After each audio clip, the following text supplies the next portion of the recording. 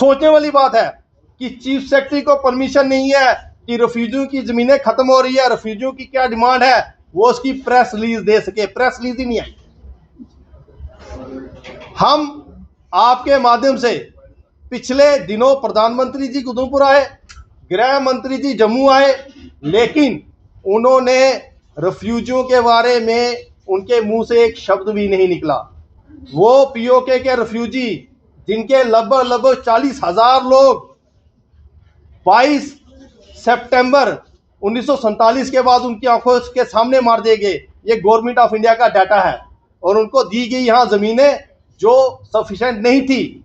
फिर 1971 में agrarian reform act हुआ, रेफ्यूजियों को एब्सोल्यूट राइट मिला 3A of agrarian reform act के तहत, जिसको हम लोग देसी लैंग्वेज में 3 अल्फ कहते हैं।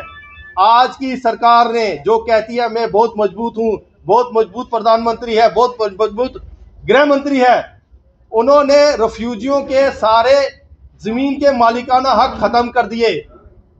आज मैं सारी की सारी रेफ्यूजी कम्युनिटी के आगे अपील करता हूं, कल कठुआ में वोटिंग है, उसके बाद जम्मू रियासी कॉन्स्टिट्यूंसी में वोटिंग है और 100% रेफ्यूजी इस सरकार के खिलाफ वोट की चोट देगा और अपनी जमीनों को बचाएगा। मैं परमवीर सिंह, स्पोक्स पर्सन आम आदमी पार्टी जम्मू एंड कश्मीर।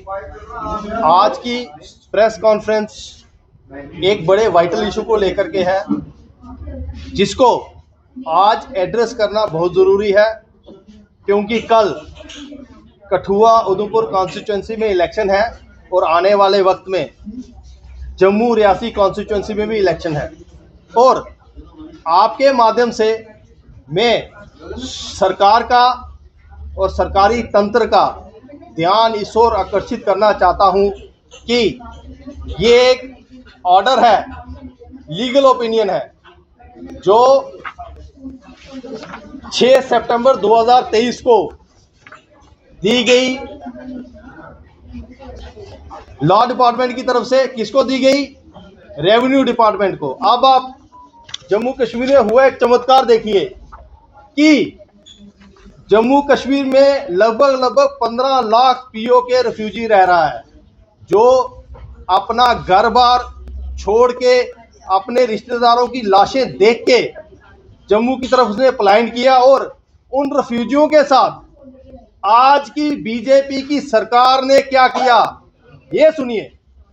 किया ये कि रेफ्यूजियों को जमीन दी गई आर्टिकल 254C के तहत, और सरकार ने जब 2 क्लॉज खत्म हुए 5 अगस्त 2019 वाले दिन JNK 370 के, उसके बाद ये हुआ सरकार ने जो एग्रीगेरियन रिफॉर्म एक्ट था, जिसके तहत जमींदारों को दी गई, जिसको कहा जाता है लैंड टू टिलर, और हमारी लोकल भाषा में कहा जाता है कतरदी गर्दोरी। सरकार ने इस ऑर्डर के तहत लॉ डिपार्टमेंट ने रिकमेंडेशन की है कि जो रेफ्यूजियों की ज़मीन है 254C के तहत, वो उसके एब्सोल्यूट राइट ख़त्म है। जो माजी की सरकारों ने रेफ्यूजियों को जो राइट दिए कि ये ज़मीन आपको दी गई थी रहने के लिए, खाने के लिए और घर बनाने के लिए, वो ज़मीन रेफ्यूजी सेल परचेज कर सकता था, उसका फर्द करता था, उसका इंतकाल होता था।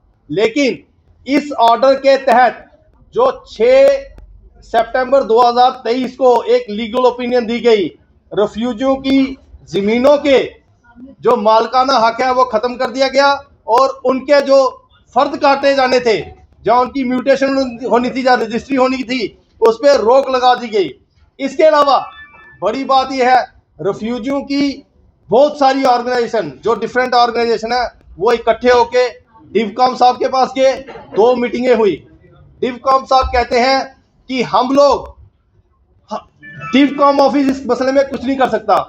उसके बाद एक मीटिंग चीफ सेक्रेटरी साहब के साथ हुई, जिसमें चीफ सेक्रेटरी साहब को कहा गया कि हमारी 254C को बहाल कर दिया जाए।